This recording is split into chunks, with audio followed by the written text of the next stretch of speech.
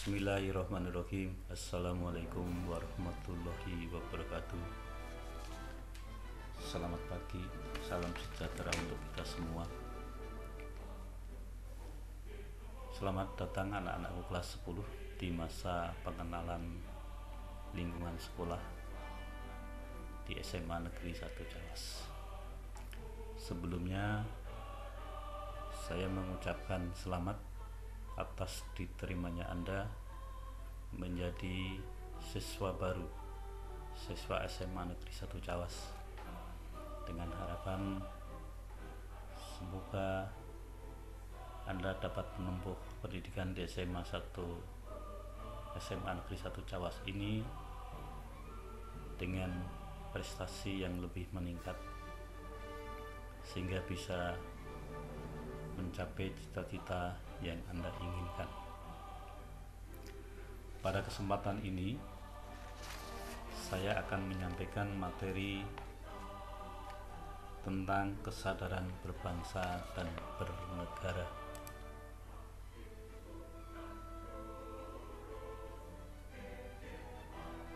Namun sebelum saya memperkenalkan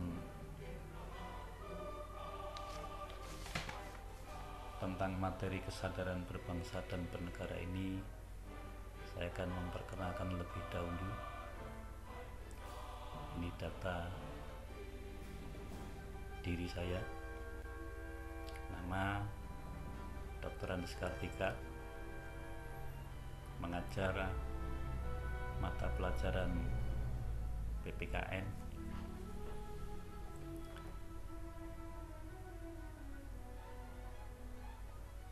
Untuk sekarang saya mengajar kelas 12 dan kelas 11. Pada kesempatan ini materi yang akan saya bawakan adalah kesadaran berbangsa dan bernegara, yang isinya antara lain satu, mengenai pengertian dan seterusnya.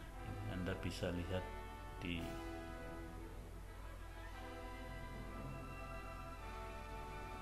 pemaparan kami.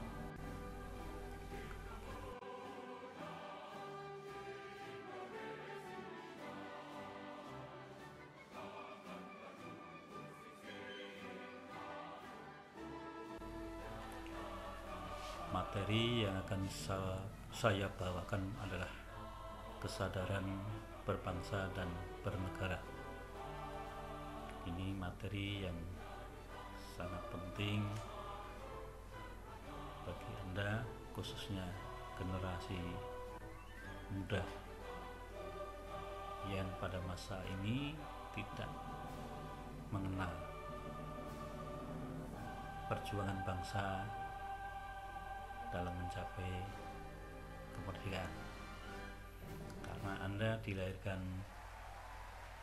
dalam generasi milenial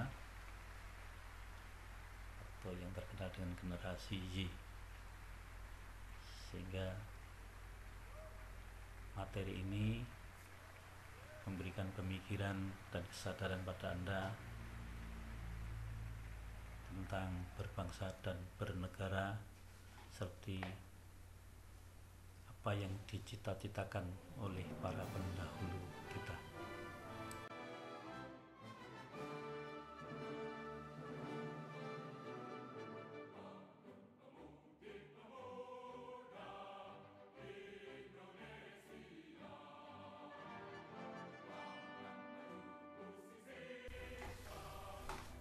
Sebelum menyampaikan secara panjang lebar, ini anak-anak data diri saya.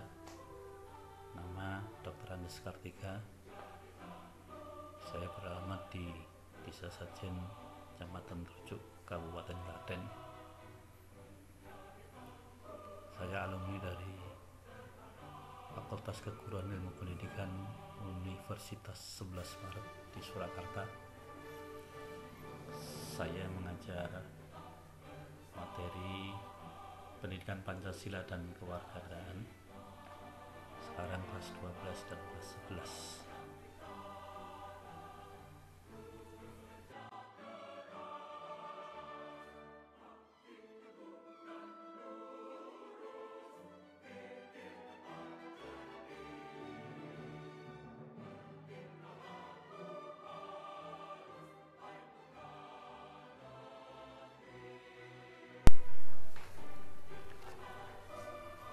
Ini anak-anak materi yang ingin saya sampaikan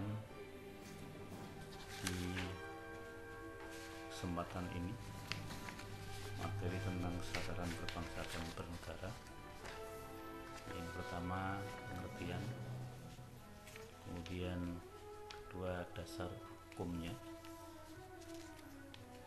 yang ketiga arti pentingnya kesadaran berbangsa dan bernegara,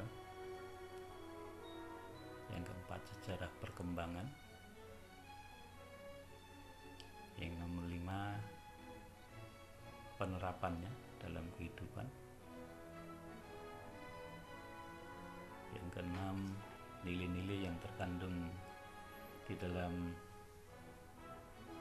kesadaran berbangsa dan bernegara, nomor 7 yang tidak kalah pentingnya adalah nasionalisme, yang 8 ini penting bagi Anda semuanya, peran serta generasi muda dalam kehidupan berbangsa dan bernegara. Yang ke-9 kesimpulan, namun nanti ada tugas pada Anda untuk menjawab pertanyaan.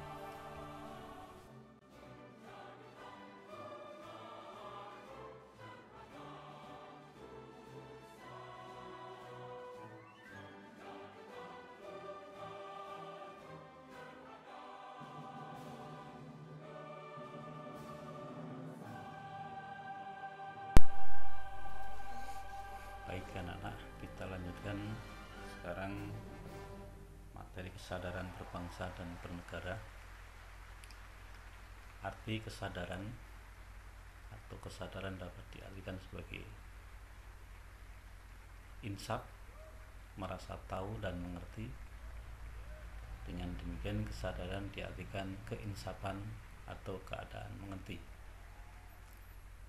Kalau bisa diterjemahkan, perbuatan yang dilakukan dengan segenap jiwa dan raga dan penuh tanggung jawab, itu adalah kesadaran. Sedangkan berbangsa berasal dari kata bangsa yang artinya rakyat yang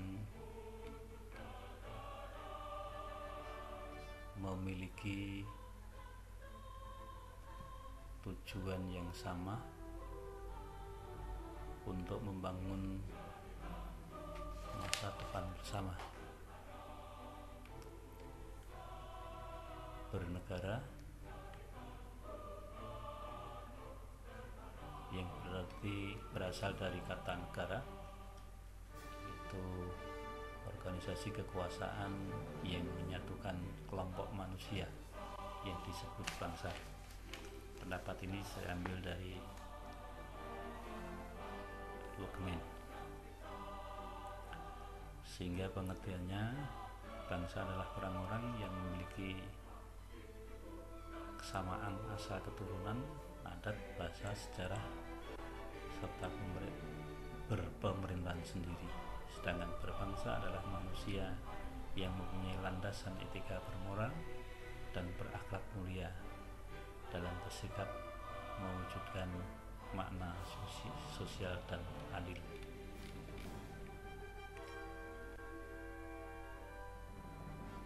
Sehingga dapat disimpulkan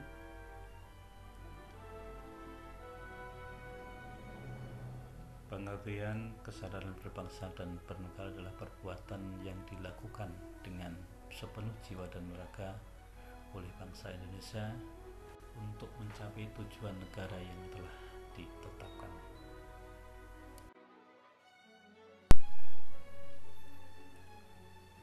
Kita kita masuk yang dasar hukum. Kesadaran berbangsa dan bernegara,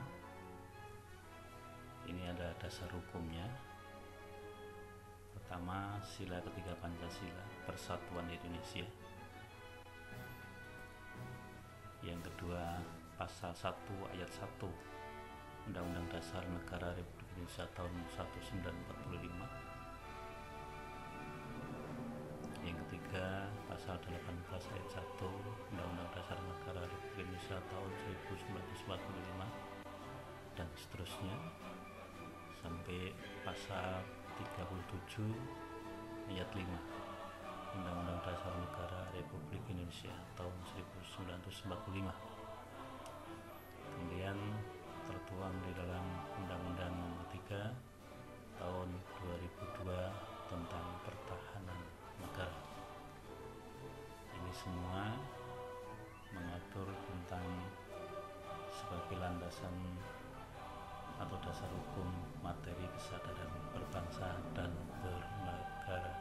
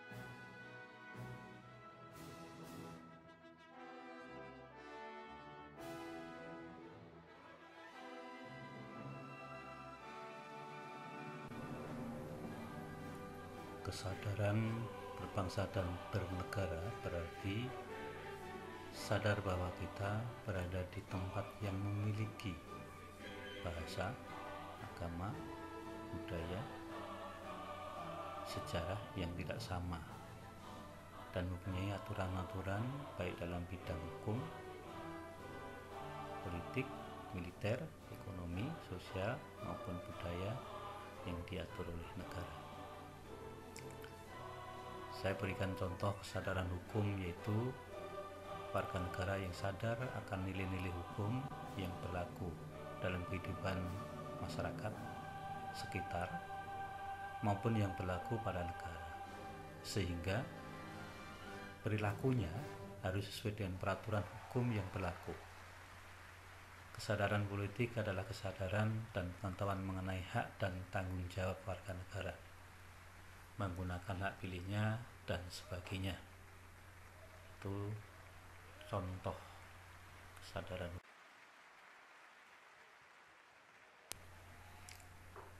Baik, kita masuk ke materi yang keempat, sejarah perkembangan kesadaran berbangsa dan bernegara.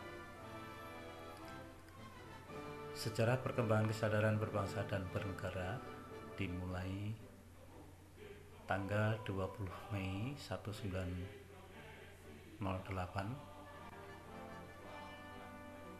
yang pada waktu itu berdiri organisasi Budi Utomo. Organisasi ini merintis perjuangan bangsa Indonesia dengan menggunakan organisasi secara modern pertama kali di Indonesia. Perlu anak-anak ketahui bahwa perjuangan bangsa Indonesia mencapai kemerdekaan sebelum berdirinya organisasi Budi Utomo ini, perjuangannya masih sangat bersifat kedaerahan. Artinya apa? Perjuangan itu hanya berlaku di daerah tertentu. Misalnya perjuangan Pangeran Diponegoro di Jawa Tengah, Cut Nyak-Dien hanya di Aceh, dan sebagainya. Di samping itu, bersifat kedaerahan ini masih sangat tergantung kepada pemimpin, sehingga kalau pemimpinnya tertangkap, maka usai sudahlah perjuangan mencapai kemerdekaan itu.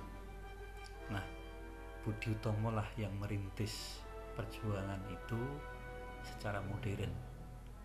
Kenapa? Kalau pemimpinnya tertangkap, maka akan digantikan oleh pemimpin yang lain dari organisasi itu, dan perjuangannya skalanya bersifat nasional atau bersama-sama seluruh bangsa Indonesia. Kemudian pada tanggal 28 Oktober 1928 ini bangsa Indonesia atau khususnya para pemuda bersumpah dan bertekad dalam perjuangan mencapai kemerdekaan dengan ikrar bertanah air yang satu, berbangsa yang satu, dan berbahasa yang satu. Maka angkatan ini disebut dengan Angkatan Penegas. Terus selanjutnya tanggal 17 Agustus 1945 bangsa Indonesia memproklamasikan kemerdekaan. Proklamasi ini dapat diartikan berlakunya hukum nasional, hukum yang dibuat dan diperuntukkan serta menguntungkan bagi bangsa Indonesia, dan tidak berlaku lagi hukum kolonial. Hukum kolonial itu hukum yang dibuat oleh penjajah sehingga menguntungkan bagi penjajah, merugikan bangsa Indonesia meskipun diperuntukkan oleh bangsa Indonesia. Selanjutnya, perkembangan kesadaran berbangsa dan bernegara adalah tanggal 11 Maret 1966. Pada masa ini, pemerintah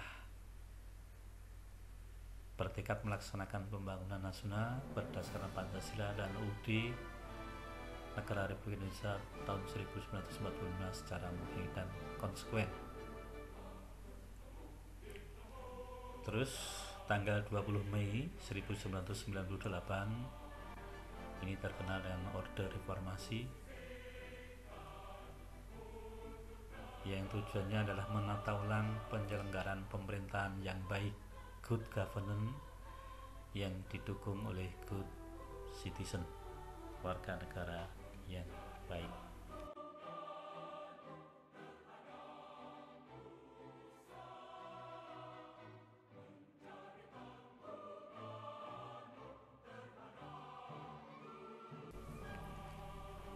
Kita masuk ke materi yang keenam, nilai-nilai yang harus dipahami dalam berbangsa dan bernegara. Para siswa dapat melihat dan membaca. Yang pertama, nilai-nilai itu adalah cinta tanah air. Cinta tanah air yaitu kesadaran bela negara yang ada pada setiap masyarakat, didasarkan pada kecintaan kita kepada tanah air. Kita dapat mewujudkan itu semua dengan cara mengetahui sejarah negara Indonesia, melestarikan budaya yang ada, menjaga lingkungan kita, dan pastinya menjaga nama baik negara kita. Cinta tanah air itu harus kita wujudkan sehingga di dalam diri kita memiliki rasa patriotisme. Yang kedua adalah kesadaran berbangsa dan bernegara. Kesadaran berbangsa dan bernegara merupakan sikap kita yang harus sesuai dengan kepribadian bangsa, yang selalu dikaitkan dengan cita-cita dan tujuan hidup bangsanya. Kita dapat mewujudkannya dengan cara mencegah perkelahian antar perorangan atau antar kelompok, dan menjadi anak bangsa yang berprestasi baik di tingkat nasional maupun internasional. Mudah-mudahan kesadaran berbangsa dan bernegara ini bisa tumbuh dalam diri anak-anakku sekalian.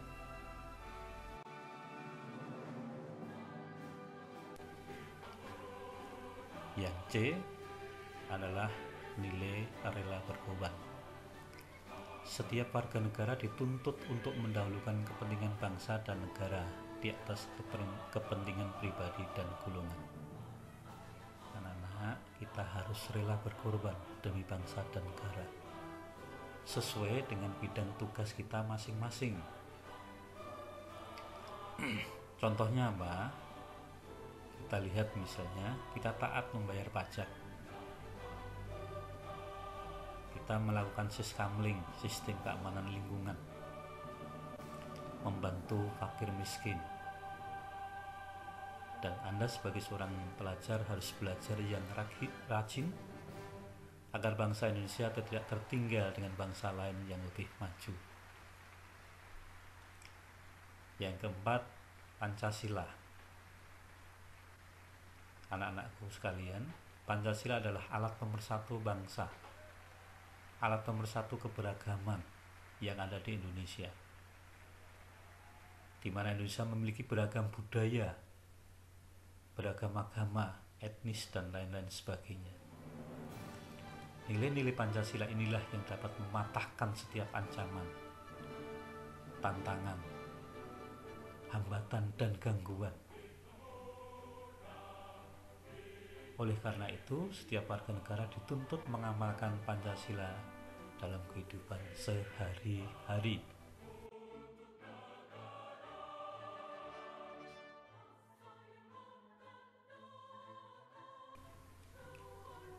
Yang kelima adalah memiliki kemampuan awal bela negara.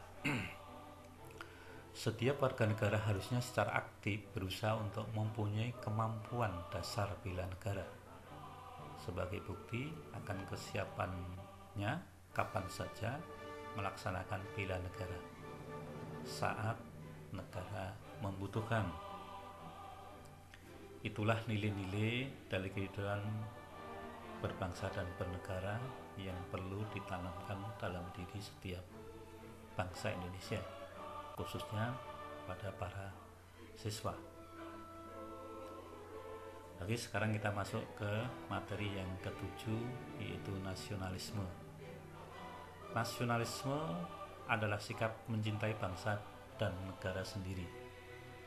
dari kata nation yang berarti bangsa dan isme yang berarti paham, sehingga nasionalisme itu adalah paham kebangsaan. Nasionalisme terbagi atas dua, yaitu nasionalisme dalam arti sempit dan nasionalisme dalam arti luas. Nasionalisme yang sempit itu yang apa? Yaitu sikap mencintai bangsa sendiri secara berlebihan sehingga merendahkan bangsa lain. Nasionalisme ini disebut juga nasionalisme yang Calvinisme. Contoh yang terjadi pada masa Hitler di negara Jerman. Lantas nasionalisme yang diterapkan bangsa Indonesia yang apa? Yaitu nasionalisme dalam arti luas. Sikap mencintai bangsa dan negara sendiri, namun menganggap semua bangsa itu memiliki kedudukan yang sama dan sederajat.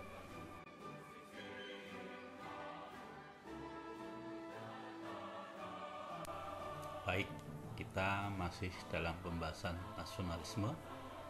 Ada 3 hal yang harus kita lakukan untuk membina nasionalisme Indonesia.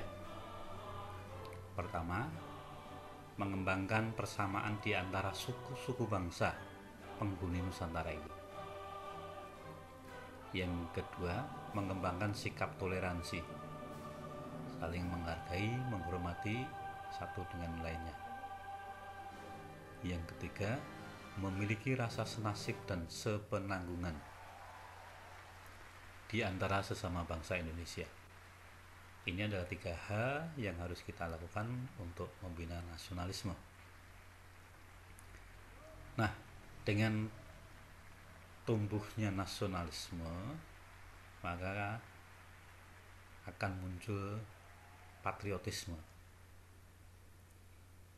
Kalau patriotisme adalah cinta tanah air, dari kata patriot dan isme. Patriot itu asalnya dari kata ura dan patria, tanah air, dan isme itu paham, sehingga paham cinta tanah air. Nah, ciri-cirinya patriotisme itu ya satu, cinta tanah air. Itu yang pertama, cinta tanah air. Yang kedua, rela berkorban untuk bangsa dan negara. Yang ketiga, menempatkan persatuan dan kesatuan bangsa di atas kepentingan pribadi dan golongan. Kepentingan pribadi itu kepentingan perseorangan, kepentingan golongan itu bisa golongan partai politik, golongan kelompok organisasinya, dan sebagainya. Yang ketiga, yang keempat, memiliki jiwa pembaharu, melakukan inovasi, selalu mau berubah atau menerima segala sesuatu yang baru. Yang selanjutnya adalah tidak kenal menyerah atau putus asa.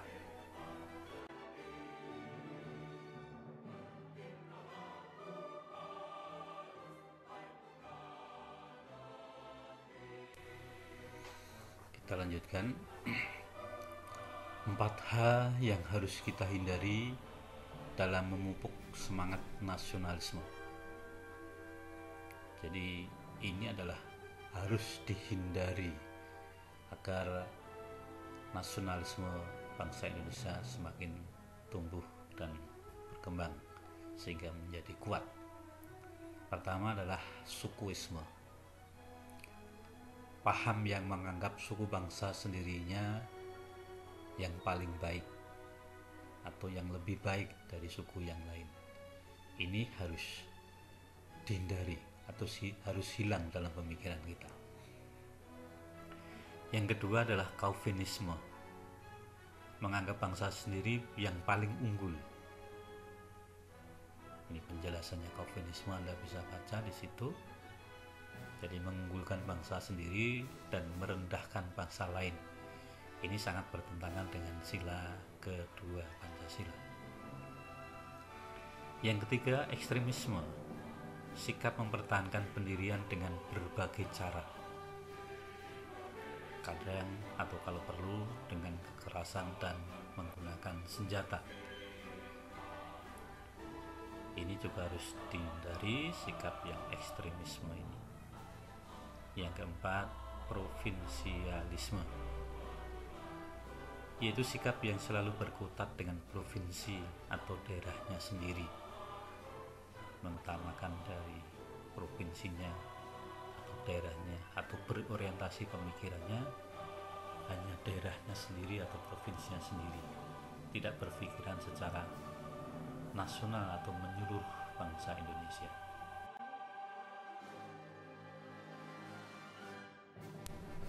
Oke anak-anak, kita lanjutkan. Ini yang sangat penting bagi Anda. Peran serta generasi muda dalam kehidupan berbangsa dan bernegara. Jadi meskipun Anda masih muda, bisa berperan serta dalam kehidupan berbangsa dan bernegara. Nah, ini bisa kita lihat pertama atau A, dalam lingkungan keluarga.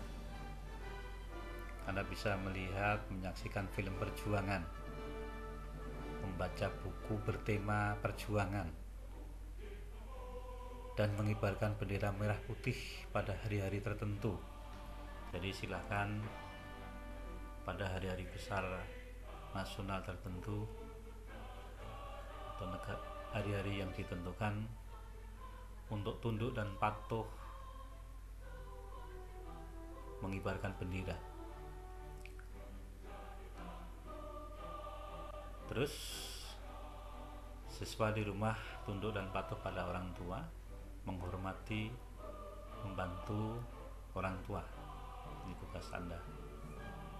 Yang kedua, dalam kehidupan sekolah, melaksanakan upacara bendera, mengkaitkan materi pelajaran dengan nilai-nilai perjuangan, belajar dengan sungguh-sungguh untuk kemajuan, mematuhi tata tertib sekolah. Itu adalah peran serta kita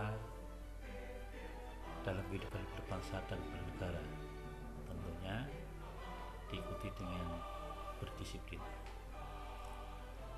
Yang ketiga, dalam kehidupan masyarakat, mengembangkan sikap kesetiakawanan sosial di lingkungannya, memelihara kerukunan hidup di antara sesama warga. Terus yang keempat, dalam kehidupan berbangsa dan bernegara, yaitu meningkatkan persatuan dan kesatuan, melaksanakan Pancasila dan UUD 45, mendukung kebijakan pemerintah, mengembangkan kegiatan usaha produktif, mencintai dan memakai produksi dalam negeri, mematuhi peraturan hukum, tidak main hakim sendiri, menghormati, menjunjung tinggi supremasi hukum, dan menjaga kelestarian lingkungan. Terakhir anak-anak, kita pada kesimpulan. Jadi perlunya menanamkan kesadaran berbangsa dan bernegara itu dengan menanamkan prinsip etik multikulturalisme. Etik multikulturalisme, yaitu kesadaran perbedaan satu dengan yang lain, menuju sikap toleransi yang berarti menghargai dan menghormati perbedaan yang ada. Perbedaan yang ada pada etnis dan religi sudah seharusnya menjadi bahan perekat kebangsaan. Institusi di masyarakat, baik di partai, lembaga, yayasan, organisasi sosial, koperasi, ditumbuhkan kesadaran berbangsa dan bernegara melalui pendidikan multikulturalisme. organisasi sosial politik, pemuda, olahraga, yayasan, koperasi tidak bersifat eksklusif namun mampu bersifat inklusif dengan mengembangkan organisasi dengan penanaman kesadaran berbangsa dan bernegara.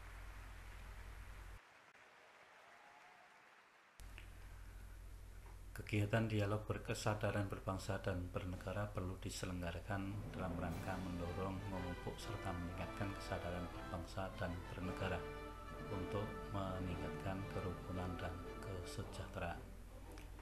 Di era globalisasi ini akan lebih bijaksana jika kita mengambil segi positifnya agar kita bisa mengikuti kemajuan zaman dengan tidak mengesampingkan budaya lokal dalam rangka kecintaan kita pada tanah air dengan tetap menjaga negara kesatuan.